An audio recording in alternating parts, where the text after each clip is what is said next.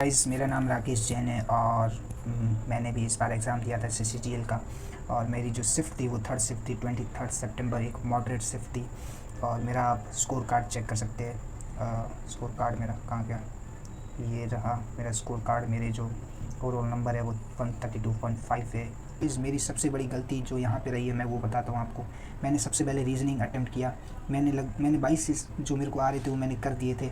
उसके बाद मैंने 3 क्वेश्चन वहाँ से छोड़ दिए। और उसके बाद मैंने जो है इंग्लिश अटेम्प्ट किया, वहाँ पे मैंने 25 के 25 कर दिए। और उसके बाद मैंने जीके किया। जीके मेरा काफ़ी ठीक ठाक गया। मैंने वहाँ पे भी 18-19 क्वेश्चन कर लिए और बाकी थोड़े से छोड़ दिए लास्ट के लिए। और उसके बाद मैंने क्वांटिटेटिव एबिलिटी की। वहाँ पे मेरे साथ थोड़ा सा मैं प्रेशराइज हो गया, पता नहीं क्यों। वैसे तो मेरा क्वांट अच्छा था बट और मेरे पास क्वांट के लिए काफ़ी अच्छा टाइम बच गया था। यानी कि इतने क्वेश्चन करने के बाद मेरे पास 30 मिनट बच चुके थे। मैंने 4-5 क्वेश्चन ईजिली आराम से कर लिए। उसके बाद एक 3-4 ऐसे ट्रिकी क्वेश्चन थे, वहाँ पे मैं फंस गया। और फंसने के कारण मैंने वहाँ पे 8 से 9 मिनट मैंने अपने गंवा दिए 3 से 4 क्वेश्चन के अंदर। उसके बाद गाइज मैं इतना प्रेशराइज्ड हो गया कि मैंने फटाफट जो इजी क्वेश्चन थे वो निपटा दिए। और मैंने 14 क्वेश्चन कर लिए थे गाइज, 14 क्वेश्चन कर लिए थे। और उसके बाद मेरे पास जितने भी क्वेश्चन, अब देखिए मैंने फर्स्ट फेज कर लिया था, इतने क्वेश्चन मैंने, अब आपको ये जान के हैरानी होगी कि जितने क्वेश्चन मैंने फर्स्ट फेज में करे थे ना, मैं झूठ नहीं बोल रहा हूँ, मैं आपको सच बता रहा हूँ। ये 73 क्वेश्चन जो मैंने पहली साइकिल में किए थे वो सारे के सारे सही हो गए। एक भी क्वेश्चन वहाँ से गलत नहीं हुआ। उसके बाद मैंने जो ब्लंडर किया मैं आपको वो बताता हूँ। उसके बाद लगभग मेरे पास ये जो क्वेश्चन बचे हैं ना, इन क्वेश्चंस के लिए मेरे पास 8 से 9 मिनट, सॉरी 9 मिनट तो नहीं बचे थे, मेरे पास 6 से 7 मिनट के आसपास बचे थे। और मेरे ये क्वेश्चन, इतने क्वेश्चन बच गए थे। अब इतने क्वेश्चन बचने के बाद मैंने क्या किया, मैंने अपना जो ये दिमाग था वो दिमाग लगाया और ये सारे के सारे मैंने एस्टिमेट्स लगा दिए। ये जनरल अवेयरनेस में मैंने यहाँ पे जो थे ये 7 के 7 मैंने, जो इसमें से जो 2-3 जो थे वो मेरे को बिल्कुल नहीं आ रहे थे, और जो 4 से 5 थे वो मैंने मतलब पढ़ रखे थे पर मेरे दिमाग से निकले हुए थे, बट मैं श्योर नहीं था। तो वो मैं वैसे भी नहीं छोड़ने वाला, तो वो मैंने कर दिया, 2-3 तुक्के लगा दिए। और यहाँ पे जनरल इंटेलिजेंस में भी मैंने जो है एस्टिमेट्स लगाए, बट ये 3 के 3 गलत हो गए। यहाँ पे ये 7 के 7 गलत हो गए। इंग्लिश में भी 6 के 6 गलत हो गए। और मैथमेटिक्स में मैंने 1 मिनट जो लास्ट में बचा था वहाँ पे भी ये सारे तुक्के लगा दिए और 11 के 11 गलत हो गए। यानी गाइस जो 27 जो मैंने एस्टिमेट्स लगाए थे, यानी 27 के 27 जो तुक्के लगाए थे वो सारे के सारे गलत हो गए। इतना बड़ा मैंने ब्लंडर कर दिया एग्ज़ाम में, इतनी बड़ी गलती कर दी मैंने। देखिए जब मैं मॉक देता था ना तो मैं कुछ क्वेश्चन जो है एस्टिमेट से कर लेता था और जो है 40 से 50% क्वेश्चन सही हो जाते थे। और यही सोच के मैंने यहाँ पे भी ऐसा किया, बट मैंने क्वांटिटेटिव एबिलिटी में यहाँ पे जो है एस्टिमेट्स नहीं लगाए। मैं आपको झूठ नहीं बोलूँगा, यहाँ पे मैंने सारे के सारे तुक्के ही लगाए थे लास्ट में, क्योंकि मेरे पास 1 मिनट बचा था।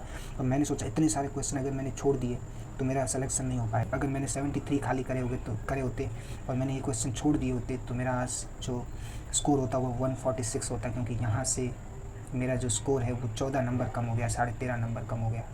आप सोच सकते हैं अगर मैंने ये क्वेश्चन नहीं करे होते, सर जितने आ रहे थे उतने करके मैंने पेपर छोड़ दिया होता तो आज मुझे ऐसे रोना नहीं पड़ता, मैं कट ऑफ से काफ़ी ज़्यादा ऊपर होता। बट क्या ही कर सकते गाइस, ने जो ब्लंडर्स कर दिए अब वो कर दिए, अब कुछ नहीं हो सकता गाइस, क्योंकि पेपर हो चुका है और अब पेपर तो नेक्स्ट ईयर ही होगा। अब ये इतनी 1 मिनट की मेरी लास्ट की गलती मुझे इतनी महंगी पड़ेगी कि मुझे 1 साल फिर से वेट करना पड़ेगा। काश मैंने ये क्वेश्चन नहीं करे होते, छोड़ दिए होते, तुक्के नहीं लगाए होते तो आज मुझे इस तरह से मेरा दिल नहीं टूटा होता। इस तरह से मैं इतना अंदर से कितना गिल्ट फील कर रहा हूँ आपको मैं बता नहीं सकता कि मैं अंदर से कितना टूट चुका हूँ। मेरे फेस पे आपको दिख नहीं रहा है, बट मेरा दिल 4 दिन जब से आंसर किया ये तब से रो रहा है। मुझे डर अंदर से था ही, जैसे ही मैंने वो क्वेश्चन कर दिए मुझे अंदर से डर था कि सारे के सारे गलत हो गए। तो मैं भगवान से रोज़ प्रार्थना करता था कि हे भगवान 2 से 3 क्वेश्चन जो मेरे तुक्के हैं उसमें 2 से 3 क्वेश्चन तो सही करा दे तो मेरा क्या बैलेंस हो जाएगा। बट इतनी किस्मत मेरी ख़राब कि 11 के 11 सवाल गलत हो गए गाइस, 11 के 11 सवाल गलत हो गए। और यहाँ पे भी मैंने कुछ तुक्के लगाए थे जनरल अवेयरनेस में, वो भी सारे गलत हो गए। यहाँ पे मैंने एस्टिमेट्स लगाए थे और वो सारे के सारे एस्टिमेट्स मेरे गलत हो गए। लेकिन अब बात करते हैं, अब जो स्कोर है वो यही है, चेंज नहीं हो पाएगा। अब इस स्कोर पे कितनी पॉसिबिलिटी बनती है कि मेरा जो है पार हो पाएगा बेड़ा या नहीं, तो वो चीज़ देखते हैं हम लोग। देखिए अभी जो मेरा नॉर्मलाइज्ड स्कोर है इसके हिसाब से 135 है रैंक मित्रा के हिसाब से, क्योंकि इनके पास अभी लिमिटेड जो है अभी डेटा है ये देखिए इनका जो डेटा है अभी 3,78,000 का है, और वहाँ पे एवरेज मार्क्स तो अभी 110 है, यानी कि अभी जो है जो यहाँ पे most of the serious students जो है वहाँ पे यहाँ पे जिन्होंने एनरोल किया है वो most of the serious students है। तो माने उनकी बात अगर देखें तो अगर नॉर्मलाइज स्कोर बढ़ता भी है तो 132 से 5 नंबर बढ़ जाएगा, यानी कि 137 हो जाएगा या 138 हो सकता है, इससे ज़्यादा तो नहीं हो सकता है, क्योंकि मेरी जो शिफ्ट थी वो मॉडरेट शिफ्ट थी, हार्ड में नहीं थी बट ईजी में भी नहीं थी, मॉडरेट में थी। तो उस हिसाब से अगर 137 138 भी होता है, और अगर हम जो शुभम सर है उनकी देखते हैं, उनकी कट ऑफ अगर देखते हैं तो उनकी कट ऑफ के हिसाब से तो मैं बहुत ज़्यादा दूर हूँ, क्योंकि कट ऑफ तो 143 है, और मेरा अगर नॉर्मलाइज स्कोर भी देखें तो 137 के आसपास है, इससे 138 मान लो आप। और अगर ये फ्लक्चुएट भी करता है तो +3 -3 करेगा, देखिए +3 करेगा तो मतलब ही नहीं है, -3 करेगा तो 140 होगा ज़्यादा से ज़्यादा, और 140 से भी मैं 3 नंबर दूर हूँ। तो काफ़ी कम चांस बन रहा है कि मेरा जो है बेड़ा पार होगा। अब क्या चांस बनता है कि मेरा जो है सिलेक्शन होने का क्या चांस बनता है, या इतना जिसका स्कोर है जो आप लोग देख रहे हैं, अगर आपका भी स्कोर इसके आसपास है 130 135 के बीच में, और आप मॉडरेट शिफ्ट में हो, तो फिर क्या अब ऐसी क्या सिचुएशन बन सकती है कि हम लोग जो है हमारा बेड़ा पार होएगा। देखिए ये जो नॉर्मलाइज्ड स्कोर है, ये रॉ स्कोर जो दिया हुआ है इसकी बात नहीं करेंगे कि अब रॉ स्कोर जो भी होगा उससे कोई फ़र्क नहीं पड़ेगा, ओवरऑल जो है नॉर्मलाइज्ड जो रैंक है वही काम आएगी। नॉर्मलाइज्ड स्कोर है 135 है, तो मेरी रैंक है इसके आसपास मेरी जो है वो रैंक है। अब देखिए अगर हम इस कट ऑफ की बात करें, इस कट ऑफ के हिसाब से OBC की कट ऑफ है 140, EWS 136, 116, 106 इनकी, और जो है टोटल एस्पिरेंट माने तो 1.7 लाख एस्पिरेंट्स Tier 2 के लिए सेलेक्ट किए जाएंगे, यानी कि 10 गुना जो है, अगर 17 लाख वैकेंसी है तो 1,70,000 के आसपास जो है वो लिए जाएंगे। तो देखिए इस हिसाब से माने तो देखिए 140 के ऊपर अगर OBC की बात करें, क्योंकि मैं जनरल से हूँ तो मैं ये मान के चल रहा हूँ कि सबसे पहले OBC EWS सबको ले लिया जाएगा, उसके बाद जो है जनरल को लिया जाएगा। तो उस हिसाब से देखिए मैं मानूँ कि ये देखिए OBC है और उनकी कट ऑफ 140 जाने वाली है, तो 140 के हिसाब से 140 के हिसाब से OBC जो है वो OBC की जो नंबर है वो इतने सेलेक्ट होंगे बच्चे 46,000 तो उस हिसाब से 46,000 जो है बच्चे ये सेलेक्ट हो रहे हैं OBC में। EWS की 135 बताई थी, तो ये 20,000 बच्चे ये हो गए, और SC की जो है 115 के आसपास है, तो 115 है तो 120 110 के आसपास मान लीजिए 25,000 बच्चे हैं, 28 है तो 25,000 मान लेते हैं, और जो है ST के 10,000 बच्चे मान लेते हैं, 100 में 112 11,000 है तो 10,000 के आसपास होंगे। अब देखिए अब जो है हम इसका करते हैं कैलकुलेटर से, देखिए कितने बच्चे होते हैं, मैंने ये पहले से कर रखा है। अगर आप इसका जो है एस्टिमेट करोगे, इनका एडिशन करोगे तो बच्चे हो रहे 1,02,000, यानी कि अब 1,70,000 में से कितने बच गए, 1,70,000 में से बच गए 68,000 बच्चे। अब 68,000 बच्चे कौन से बच्चे, जनरल के। अब जनरल के बच्चे 68,000 पे कहाँ पे आ रहे हैं, देखिए बच्चे आ रहे हैं यहाँ एक रैंक 110 के आसपास। तो सीधी सी बात है कि इतना तो जाएगा नहीं, कट ऑफ तो जनरल का तो ज़्यादा ही जाएगा ना, OBC से भी ज़्यादा ही जाएगा। तो इस हिसाब से देखें तो वो कट ऑफ जो बताई गई है उस कट ऑफ से कम जाएगा, जो कट ऑफ बताई गई है वहाँ से उस कट ऑफ से कम जाने वाला है। लेकिन अब दिक्कत ये है कि ये जो डेटा है ना, ये जो डेटा है, एक सेकंड गाइस, ये जो डेटा है ये केवल 3,78,000 बच्चों का डेटा है, ये 3,78,000 बच्चों का है। अब 3,78,000 बच्चों का है तो अब हमें नहीं पता ना कि कितने जो है अच्छे स्कोर वाले बच्चे बच चुके हैं। अब ये तो इतने बच्चे हैं जिन्होंने यहाँ पे इस वेबसाइट पर रैंक मित्रा पे है, जिन्होंने अपनी आंसर की डाली है, तो उनका ही स्कोर यहाँ पे बताया जा रहा है कि इतना एवरेज है, इतना सब कुछ है। बट वो बच्चे जिनका स्कोर बहुत अच्छा है बट इन्होंने वहाँ पे इनरोल नहीं किया है अभी तक, तो देखिए मेरी रैंक जो है 1,09,000 है। अब वो इसमें से है, अब काफ़ी ऐसे स्टूडेंट हैं जिनका स्कोर मेरे से अच्छा है, तो वो भी अगर यहाँ पे अपनी आंसर की डाल देंगे, इस डेटा में आ जाएंगे, तो मेरी सीधी सी बात है मेरी रैंक और नीचे आ जाएगी, और कितनी आएगी वो भी नहीं पता है, क्योंकि अब यहाँ में इन बच्चों में से कितनी सीरियस स्टूडेंट और भी है जिन्होंने अपना डेटा यहाँ नहीं डाली है। आप देखेंगे जब सबसे पहले जब 1 लाख स्टूडेंट का यहाँ पे डेटा आया था तो कैसे एनालिसिस हो रही थी। पहले दिन जब आंसर की, आपको याद होगा आंसर की सब लोग बोले थे 1 लाख थी, इतना जो है 130 के आसपास ही कट ऑफ जाएगा, इससे ज़्यादा नहीं जाएगा।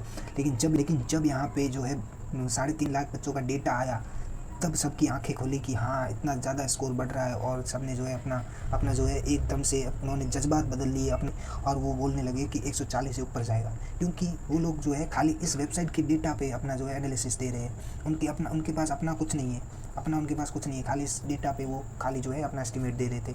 अब उसी एस्टिमेट को माने तो ये तो अभी 3,78,000 है। ऐसे बच्चे हैं जिन्होंने मैनुअली चेक कर लिया अपना स्कोर, उन्होंने आंसर की यहाँ पे डाली नहीं है, और उनको पता नहीं होगा कि इस वेबसाइट पर कैसे डालते हैं।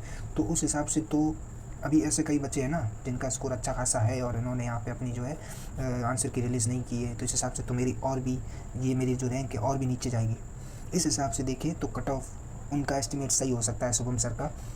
बट अगर इतना ही अगर डेटा देखें कि हम देखें कि इतने सीरियस बच्चे हैं 3,78,000, तो फिर जो है उनकी कट ऑफ जो बताई गई है उस कट ऑफ से नीचे जाएगा। क्योंकि हमने अभी देखा, अगर हम बच्चे देखें ना कि सारे OBC EWS सबका ले लें, तो भी सबको अगर उस कट ऑफ के हिसाब से सबका एडिशन कर दे तो 1,70,000 नहीं हो रहा है। यानी कि अब 1,70,000 नहीं हो रहा है, बट अभी पूरा डेटा नहीं है ना, 1,70,000 भी जा भी सकता है और नहीं भी जा सकता है। अगर नहीं गया तो भी कट ऑफ में ज़्यादा फ़र्क नहीं आएगा, 1 से 2 नंबर फ़र्क आ सकता है ना। तो अब क्या होगा क्या नहीं होगा, अब ये सब भगवान के हाथ में, सॉरी SSC के हाथ में। भगवान के हाथ में तो क्या है, भगवान के हाथ में कुछ नहीं है। भगवान के हाथ में ये है कि वो SSC को इतना जो है उनके ऊपर पर्चा कर दे, वो 12 से 15 गुना बच्चे ले ले, और हम जैसे जो है गरीब लोग जो है उनको मेंस देने का मौका मिल जाए, जो ब्लंडर कर चुके हैं। अब ये देखिए 2 टाइप के स्टूडेंट होते हैं। एक वो स्टूडेंट जिनको जितना आता था वो करके आ गए, और उनका नहीं हुआ तो कोई बात नहीं, उनको पता है उनकी जो थी कैपेसिटी इतनी थी। बट एक मेरे जैसे स्टूडेंट जिनका आराम से हो सकता था, पर उन्होंने ब्लंडर कर दिए, अपने हाथ से अपने पेपर का खून कर दिया, ऐसे बच्चे। क्योंकि अब ऐसी गलतियाँ जो है ना पूरी ज़िंदगी हमें रुलाती है। अब देखिए, मैंने एक छोटी सी मेरी गलती, जो मेरी तुक्के लगाने की गलती है, अब मेरे को 1 साल, और अब 1 साल के बाद कैसा पेपर आएगा मुझे नहीं पता, क्या कंपटीशन रहेगा मुझे नहीं पता, अब 1 साल के बाद क्या परिस्थिति रहेगी मुझे नहीं पता, सब कुछ चेंज हो जाएगा। अब इस बार जो मुझे मौका मिला था वो मैंने अपने हाथ से गंवा दिया। अब लेकिन क्या ही कर सकते हैं भाई, जो होगा वो देखा जाएगा। भगवान से यही प्रार्थना करते हैं कि हम लोग जाए SSC को इतना भगवान जो है चमत्कार कर दे कि 12 से 15 गुना वो बच्चे ले लें। देखिए अब बात रही मेंस की तैयारी करें या नहीं करें। अब मैं मेंस की तैयारी करूं या नहीं करूं, भाई हम कितना भी बोल दें कि कितना भी टीचर जो है वो बोल दे कि आपका भले 5 नंबर कम हो लेकिन आप मेंस की तैयारी ज़रूर करिए, लेकिन हमारा दिल जानता है ना, हम उतने क्या, वो बच्चे जिनको पता है कि उनका कट ऑफ क्लियर हो जाएगा वो सेफ़र साइड में है। अब जिस कैपेसिटी से वो तैयारी करेंगे, क्या हम उस तरीके से तैयारी कर पाएंगे? कभी नहीं। हमारे दिल में वो मलाल रहेगा, हमेशा वो चीज़ रहेगी कि हम तैयारी कर होगा, वो तो भगवान जाने। ये चीज़ रहेगी ना हमारे दिमाग में, क्योंकि हमें पता ही नहीं है कि हम आसमान और ज़मीन के बीच में लटके पड़े हैं, ना ज़मीन पे है ना आसमान में है, हम बीच में ही लटक गए हैं। अब हम भले ही मेंस की तैयारी करें, लेकिन उतने कॉन्फिडेंस, उतनी कैपेसिटी के साथ नहीं कर पाएंगे जितना हम तब कर पाते, तब जब हम सेफ साइड में होते, जब हमें कॉन्फिडेंस होता कि हमारा हो जाएगा। लेकिन जो भी होगा देखा जाएगा। अब मेंस की तैयारी वो लोग तो ज़रूर करें जिनका पक्का है कि इस बार नहीं हुआ तो नेक्स्ट ईयर तो उनको निकालना ही निकालना है, जिनका ड्रीम जॉब ही है कि अब उन्हें गवर्नमेंट जॉब करनी ही करनी है, तो वो फिर मेंस की तैयारी करें, क्योंकि मेंस की तैयारी काम ही आने वाली है नेक्स्ट ईयर। और बाकी ऑल द बेस्ट गाइस। मुझे अभी थोड़ा सा रोना आ रहा है, तो मैं अभी ये वीडियो पूरा करके ज़ोर से रोने वाला हूँ। All the best.